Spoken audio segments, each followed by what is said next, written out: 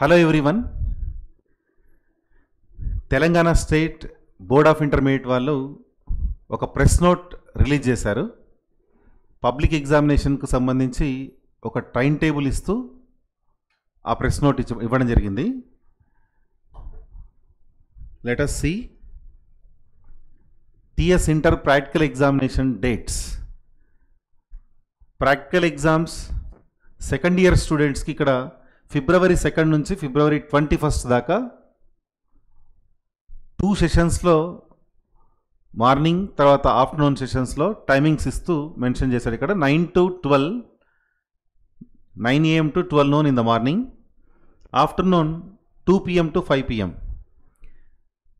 కాలేజ్లో strength పర్టికులర్స్ను base చేసుకుంటూ ఫిబ్రవరి 2 నుంచి ఫిబ్రవరి 21 లోపు ఎంపీసీ బైపీసీ స్ట్రీమ్ స్టూడెంట్స్కి ప్రాక్టికల్ ఎగ్జామినేషన్స్ అలాట్ అవుతాయి. ఆ డేట్స్ మధ్యలో ఎప్పుడో ఒకసారి ఎగ్జామ్స్ రాయాల్సి ఉంటుంది. తర్వాత English practical examination first year second year students ఎవరైతే ఉంటారో వాళ్ళకు కమ్యూనికేషన్ స్కిల్స్ అట్లాగే లిజనింగ్ స్కిల్స్ టెస్ట్ చేయడం కోసం బోర్డ్ ఆఫ్ ఇంటర్మీడియట్ వాళ్ళు ప్రాక్టికల్ ఎగ్జామినేషన్స్ కండక్ట్ చేస్తారు. సెకండ్ ఇయర్ వాళ్ళకు ఆల్రెడీ ఫస్ట్ ఇయర్లో ఎగ్జామ్ రాస్తారు కాబట్టి ఐడియా ఉంటుంది. ఫస్ట్ ఇయర్ ఎగ్జామినేషన్ డేట్ వచ్చేసి January 21, సెకండ్ ఇయర్కి January 22. అంటే ఫిబ్రవరిలో సెకండ్ ఇయర్ ప్రాక్టికల్ ఎగ్జామినేషన్ అయితే జనవరిలోనే ఇంగ్లీష్ ప్రాక్టికల్ ఎగ్జామినేషన్ కంప్లీట్ కావాలి.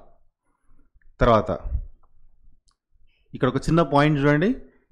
If practical exam dates clash with JEE Mains 2026, alternate arrangements will be provided for affected candidates అని ఉంది. యాక్చువల్గా జనవరిలో JEE Mains ఎగ్జామినేషన్ రాసే వాళ్ళు ఎవరైతే ఉంటారో సెకండ్ ఇయర్ స్టూడెంట్స్ వాళ్ళకు కూడా ఆన్లైన్ ఎగ్జామినేషన్ అలాట్మెంట్ అదే టైంలో ఉండడానికి అవకాశాలు ఉన్నాయి.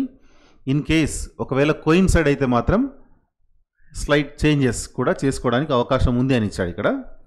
Next ethics and human values and environmental education examination. ఈ ఎగ్జామ్ ఫస్ట్ ఇయర్ స్టూడెంట్స్కి ఉంటుంది. ఎథిక్స్ అండ్ హ్యూమన్ వాల్యూస్ పైన ఒకరోజు ఎగ్జామ్ ఉంటుంది, ఎన్విరాన్మెంటల్ ఎడ్యుకేషన్ పైన ఇంకొక రోజు ఎగ్జామ్ ఉంటుంది. ఇక్కడ మనం January 21, 22 ఇంగ్లీష్ ప్రాక్టికల్ ఎగ్జామ్స్ అనుకున్నాం కదా, అయిపోయిన నెక్స్ట్ డేనే January 23, January 24. ఇక్కడ మనకు ఈ 2 డేస్లో ఎథిక్స్ హ్యూమన్ వాల్యూస్ ఎగ్జామినేషన్ ఉంటుంది. టైమింగ్స్ వచ్చేసి మార్నింగ్ 10 AM to 1 PM. ఈ ఎగ్జామినేషన్ ఫస్ట్ ఇయర్ స్టూడెంట్స్కి మ్యాండేటరీ, కంపల్సరీ రాయాలి. తర్వాత ఇంగ్లీష్ 1 ప్రాక్టికల్స్ అన్నాం కదా, ఫస్ట్ ఇయర్ స్టూడెంట్స్కి ప్రాక్టికల్స్ ఏవైతే ఉన్నాయో ఇంగ్లీష్ ప్రాక్టికల్స్ కొత్త. సెకండ్ ఇయర్ స్టూడెంట్స్కి ఏమో ఆల్రెడీ ఫస్ట్ ఇయర్లో ఎక్స్పీరియన్స్ ఉంటుంది కాబట్టి ప్రాబ్లం ఉండదు. 20 మార్క్స్కి ఎగ్జామినేషన్ ఉంటుంది. ఫస్ట్ ఇయర్ స్టూడెంట్స్ వాళ్ళ టీచర్ గైడెన్స్ కానీ తర్వాత సీనియర్స్ గైడెన్స్ తీసుకుంటే మంచిది. ఎగ్జామినేషన్ అంత డిఫికల్ట్ ఏముండదు, సింపుల్గానే మీ కమ్యూనికేషన్ స్కిల్స్ టెస్ట్ చేస్తారు, అట్లాగే లిజనింగ్ స్కిల్స్ టెస్ట్ చేస్తారు. తర్వాత రికార్డ్ కూడా మెయింటైన్ చేసేది ఉంటుంది. మొత్తం 20 మార్క్స్ ఎగ్జామినేషన్ ఇది. See the instructions for TS Inter English Practical Examination 2025. 2025లో మనకు ప్రాక్టికల్ ఎగ్జామినేషన్ సంబంధించి ఇన్స్ట్రక్షన్స్ ఏవైతే ఉన్నాయో సేమ్ అవే ఇన్స్ట్రక్షన్స్ ఇప్పుడు కూడా చూడండి ఏమేమి ఉన్నాయి. Candidates can checkout instructions for TS Inter English Practical Exam 2025 below. First point, the TS Inter English Practical Exam 2025 for both first and second year will be held as per the annual academic plan given in the handbook of communicative English అంటుండు. Communicative English handbook ఏదైతే ఉందో అందులో annual క్యాలెండర్లో మనకిచ్చిన డేటాను base చేసుకొని ఈ practical examination public ఎగ్జామ్స్గా కండక్ట్ చేస్తున్నారనమాట. సెకండ్ పాయింట్ చూడండి, the principal will upload the marks of all the practical examinations in the TGBIE official portal అని ఇచ్చాడు. అంటే ఈ ఎగ్జామినేషన్ సంబంధించిన రిజల్ట్ ఏదైతే ఉందో ఆ కరస్పాండింగ్ కాలేజెస్ ప్రిన్సిపల్స్ అథారిటీ ఉంటూ మార్క్స్ అన్నీ అఫీషియల్ సైట్లో అప్లోడ్ చేస్తారని ఇచ్చాడు. కాబట్టి మ్యాండేటరీ అంటున్నా, కంపల్సరీ రాయాలి examination. For the general stream 4 practical assessments will be held. For the vocational stream 2 practical assignments will be conducted. General stream వాళ్ళకు 4 ప్రాక్టికల్ అసెస్మెంట్స్ ఉంటాయట, వొకేషనల్ వాళ్ళకు 2 అని ఇచ్చాడు. If any student does not arrive on the test day, then they can appear for the practical test on some other day with the consultation of the principal అని ఇచ్చాడు.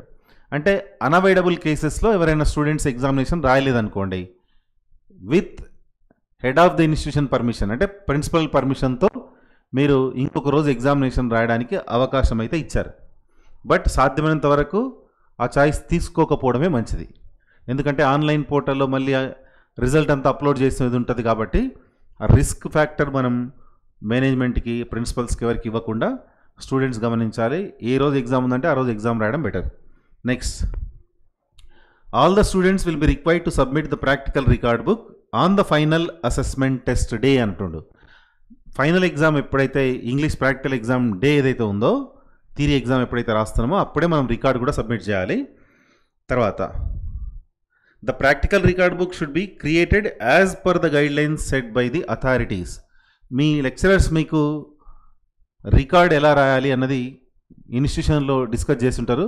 Same అదే ప్యాటర్న్లో ఉండాలి. మన ఇష్టం వచ్చినట్టు రాసి సబ్మిట్ చేయడానికి కుదరదు, ఎందుకంటే దానికి 4 మార్క్స్ కవర్ చేస్తారు కాబట్టి. నెక్స్ట్,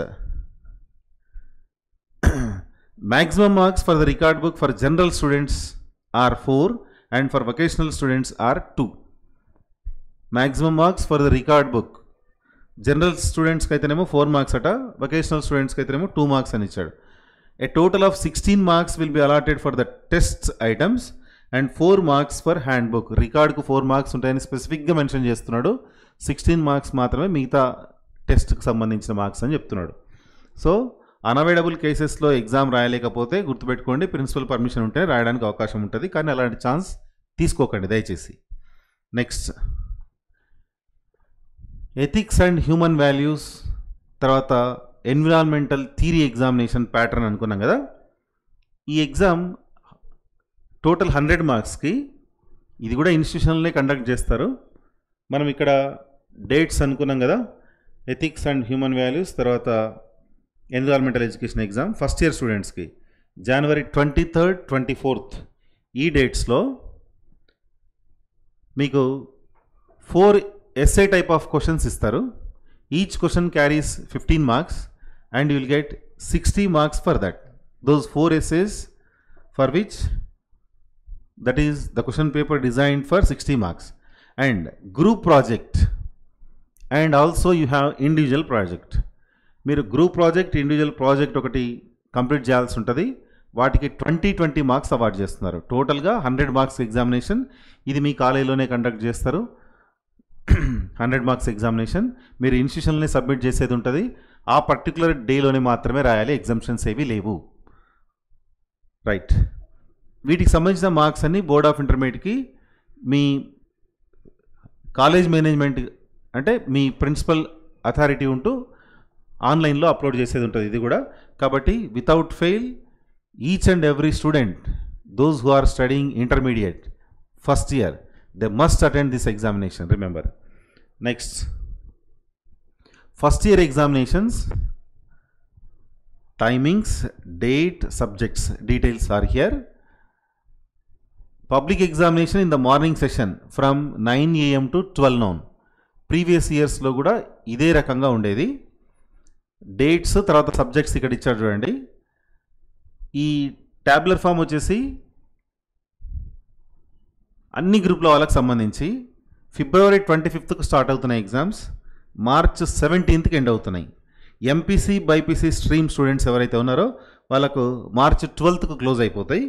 తర్వాత పబ్లిక్ అడ్మినిస్ట్రేషన్, బ్రిడ్జ్ కోర్స్, తర్వాత మోడర్న్ లాంగ్వేజ్, జియోగ్రఫీ, ఇవన్నీ కూడా ఉన్న స్టూడెంట్స్ ఎవరైతే ఉన్నారో ఓవరాల్గా ఇంటర్మీడియట్ ఎగ్జామ్స్ అన్నవి 17th March క్లోజ్ అవుతాయి. బట్ ఎంపీసీ, బైపీసీ స్ట్రీమ్స్ గుర్తుపెట్టుకోండి 12th కంప్లీట్ అవుతున్నాయి.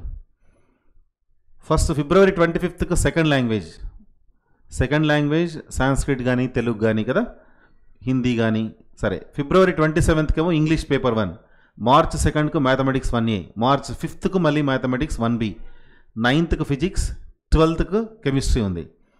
సో ఇక్కడ మీకు ఫిజిక్స్కు కాస్త ఎక్కువ టైం గ్యాప్ ఉంది చూడండి. 5, 9 అంటే అక్కడ మధ్యలో 6th, 7th, 8th 3 days gap వచ్చింది. మిగతా వాటికి అన్నిటికీ 2 days గ్యాప్ వచ్చింది. ఫస్ట్ ఇయర్ స్టూడెంట్స్ గమనించాలి. ఫిజిక్స్ ఎగ్జామినేషన్కు మీకు 3 days గ్యాప్ ఉంది. Next second year examinations. Second year examinations కూడా in the morning session from 9 AM to 12 noon as usual ఎప్పట్లాగే ఉన్నాయి. లాస్ట్ ఇయర్ కూడా అదే టైమింగ్స్. సెకండ్ ఇయర్ వాళ్ళకు February 26th నుంచి స్టార్ట్ అవుతుంది. Second year students all groups మనం కన్సిడర్ చేసుకుంటే March 18th కంప్లీట్ అవుతుంది. Only for MPC BiPC streams అయితే క్లోజింగ్ డే March 13th చూడండి. కెమిస్ట్రీ సెకండ్ ఎగ్జామినేషన్తో క్లోజ్ అవుతుంది. March 13th కంప్లీట్ అయిపోతున్నాయి. సో ఇక్కడ కూడా మీరు డేట్స్ అబ్జర్వ్ చేస్తే 26th second language, 28th English, 3rd maths 2A, botany, political science ఉన్నాయి. 6th mathematics 2B, zoology 2, history 2 అని ఉంది. మళ్ళీ 10th ఫిజిక్స్ 2 ఉంది. అంటే 6th to 10th మీకు మళ్ళీ 3 days గ్యాప్ వచ్చింది. తర్వాత కెమిస్ట్రీ 11th, 12th. ఇక్కడ కూడా సెకండ్ పేపర్ ఫిజిక్స్ ఏదైతే ఉందో దానికి మళ్ళీ 3 days గ్యాప్ ఉంది. సో ఫిజిక్స్ ప్రిపరేషన్కి either first year or second year you have 3 days gap, and for the remaining examinations there is 2 days gap, remember. Next JEE main basic eligibility criteria అని ఇచ్చా ఇక్కడ. అయితే పబ్లిక్ ఎగ్జామినేషన్స్కి, TS ఇంటర్మీడియట్కి, JEE మెయిన్స్కి link ఏంటి అని అనుకుంటున్నారు కదా. యాక్చువల్గా జేఈ మెయిన్స్ ఎగ్జామినేషన్ రాసి మీరు ఎన్ఐటీస్లో అడ్మిషన్ కావాలి అనుకుంటే ఎలిజిబిలిటీ క్రైటీరియా ఒకసారి చూడండి. Candidates should have secure at least 75% marks in class 12 examination and 65% for category students అన్నాడు.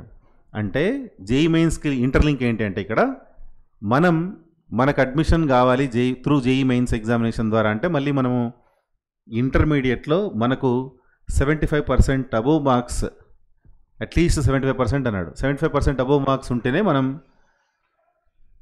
12th స్టాండర్డ్లో, అది కూడా ఇది జేఈ మెయిన్స్కు ఎలిజిబిలిటీ అంటున్నాడు.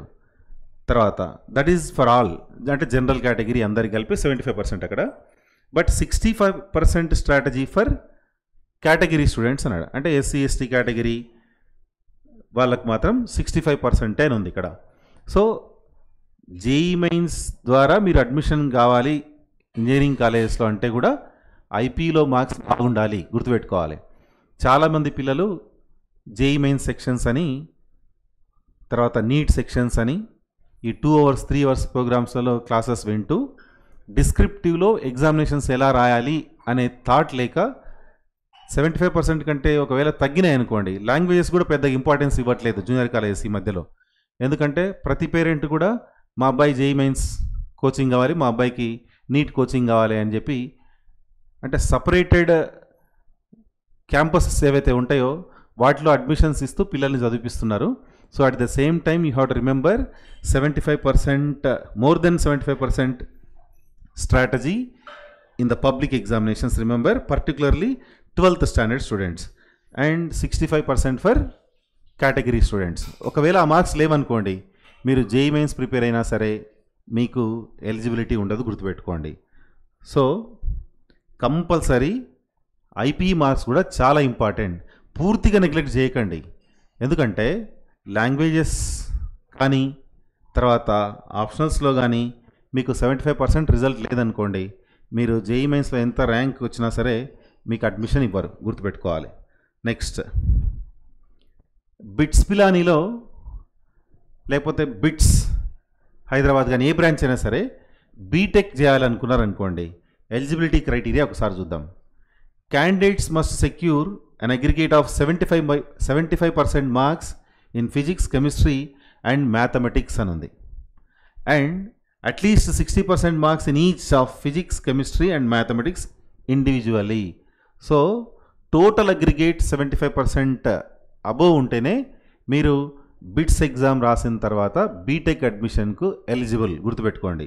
ఈవెన్ ఫార్మసీ చేయాలనుకున్నా సరే బిట్స్లో 75% అగ్రిగేట్ కంపల్సరీ ఐపీ ఎగ్జామినేషన్లో, అది కూడా 12th స్టాండర్డ్లో.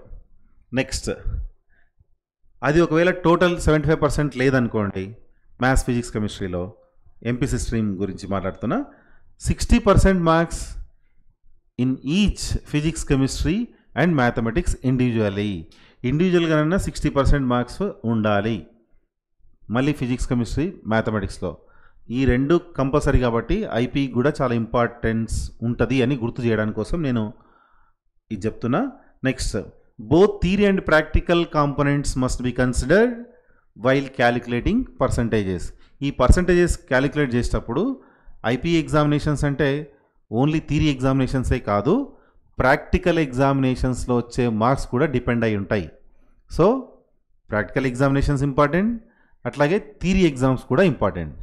దీంతోపాటు మీరు రాసే ఏ ఎంట్రన్స్ అయినా సరే దాంతోపాటు ఇంటర్మీడియట్ ఎగ్జామినేషన్స్ కూడా చాలా అవసరం. నెక్స్ట్,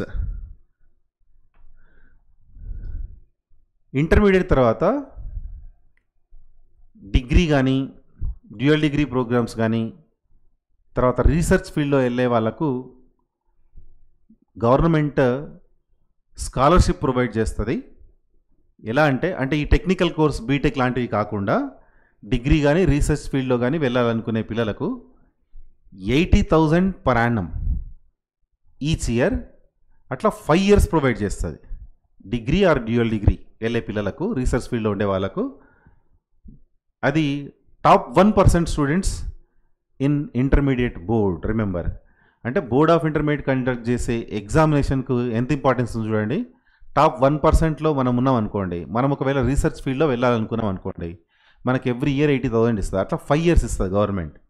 అంటే 4 lakhs మనం చదువుకుంటూనే సంపాదించవచ్చు. ఇంకోటి ఏంటి అంటే ఈ 80,000లో 60,000 ఏమో మీకు ఎడ్యుకేషనల్ స్కాలర్షిప్ ఉంటే 20,000 ఉన్నాయో అవి సమ్మర్లో మీకు ఈ రీసెర్చ్ ఫీల్డ్కి సంబంధించి సమ్మర్లో ఏమైనా ప్రోగ్రామ్స్ ఉంటాయి, ఆ సమ్మర్ ప్రోగ్రామినేషన్స్ ఖర్చుకు మీకు 20,000 గవర్నమెంట్ ప్రొవైడ్ చేస్తుంది. రిమైనింగ్ 60,000 ఏమో మామూలుగా స్కాలర్షిప్గా ఇస్తుంది అనమాట. ఆ 20,000 స్పెసిఫిక్గా సమ్మర్లో మీరు చేసే ప్రోగ్రామ్స్ ఏవైతే ఉంటాయో రీసెర్చ్ ఫీల్డ్లో వాటికి సపరేట్గా ఇస్తుంది అనమాట. ఓవరాల్గా 80,000 అయితే 5 years ఇస్తుంది. అంటే 4 lakhs ఎవరైతే ఇంటర్మీడియట్లో టాప్ 1% స్టూడెంట్ తెచ్చుకుంటారో మార్క్స్, ఆ స్టూడెంట్స్కి అది బెనిఫిట్ అనమాట. నేను ఇక్కడ చాలా తక్కువ ఇన్ఫర్మేషన్ ఇచ్చిన, అంటే నేను బిట్స్ ప్లాన్ గురించి, తర్వాత జేఈ మెయిన్స్ గురించి, తర్వాత రీసెర్చ్ ఫీల్డ్లోకి వెళ్ళే వాళ్ళ గురించి మాత్రమే ఇంటర్మీడియట్కి ఎంత ఇంపార్టెన్స్ ఉంది అన్నది గుర్తు చేస్తున్నా. బట్ చాలా యూనివర్సిటీస్ బీటెక్ అడ్మిషన్స్ను ఇంటర్మీడియట్లో వచ్చిన మార్క్స్ను బేస్ చేసుకుంటూ కూడా అడ్మిషన్స్ ఇస్తున్నాయి. సో నెగ్లెక్ట్ చేయకండి. ఇప్పుడు నవంబర్, డిసెంబర్, జనవరి ఈ 3 full months టైం ఉంది మీకు. తర్వాత February 25th ఎగ్జామినేషన్ స్టార్ట్. జనరల్గా ఈ ఇంటర్మీడియట్ పిల్లలకు ఫిబ్రవరిలో మీకు 25th నుంచి ఎగ్జామ్స్ ఉన్నాయంటే మీ ఇన్స్టిట్యూషన్స్లో అంతకుముందు ఒకటి ప్రీ ఫైనల్ ఎగ్జామినేషన్ కండక్ట్ చేస్తారు. అంటే ఆ February 25 days ఏదైతే టైం పీరియడ్ ఉందో మీరు యాన్యువల్ ఎగ్జామ్, మోడల్ ఎగ్జామ్ ఒకటి మీ ఇన్స్టిట్యూషన్స్లో రాస్తారు. సో అక్కడ అట్మోస్ట్ ఒక 12 to 15 days దాకా టైం పోతుంది. అంటే ఆల్మోస్ట్ ఫిబ్రవరి టైం అంతా మీకు ఈ మోడల్ ఎగ్జామినేషన్స్ రాయడానికే సరిపోతుంది. అంటే మీకున్న టైం ఏంటి అంటే నవంబర్, డిసెంబర్, జనవరి ఈ 3 months మాత్రమే.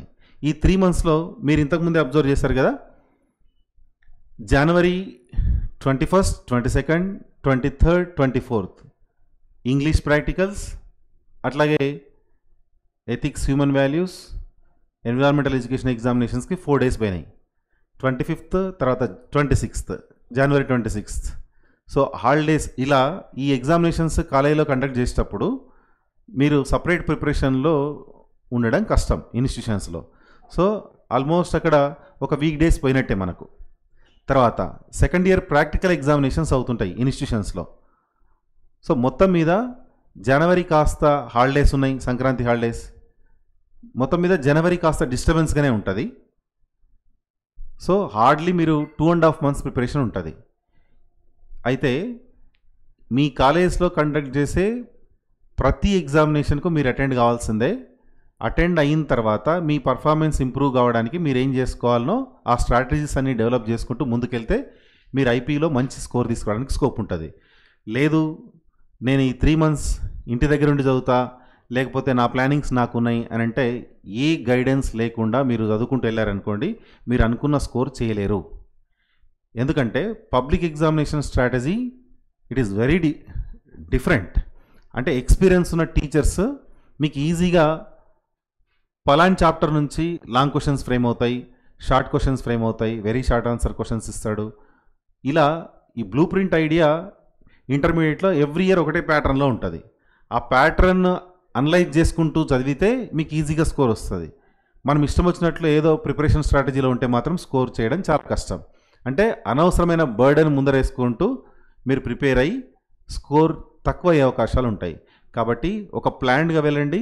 ఇన్స్టిట్యూషన్స్లో మీకు కండక్ట్ చేసే ప్రతి క్రాష్ ఎగ్జామినేషన్ కానీ, తర్వాత మోడల్ యాన్యువల్ ఎగ్జామినేషన్స్ కానీ అవన్నీ మీరు పర్ఫెక్ట్గా రాసి అక్కడ ఏమేమైతే మిస్టేక్స్ ఉన్నాయో మళ్ళీ మీరు పబ్లిక్ ఎగ్జామ్స్లో చేయకుండా జాగ్రత్త పడగలిగితే స్టూడెంట్స్కి మంచి స్కోర్ వస్తుంది.